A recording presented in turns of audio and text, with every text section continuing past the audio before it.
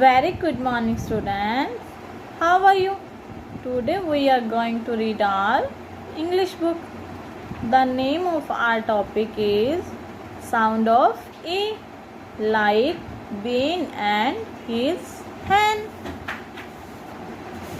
Let's start. Speak with me. Ben loves his pet. Ben loves his pet. Ben has a hen.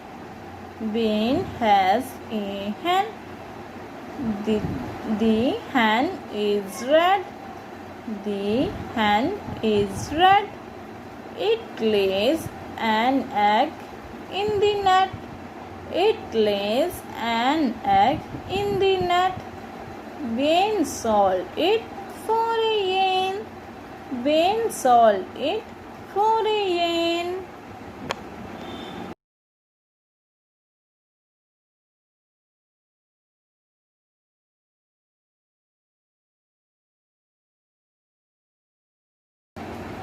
Next, Ben's red pants.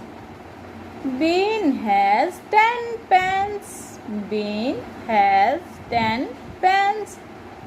The pants are red. The pants are red. Ben has a set of red pants.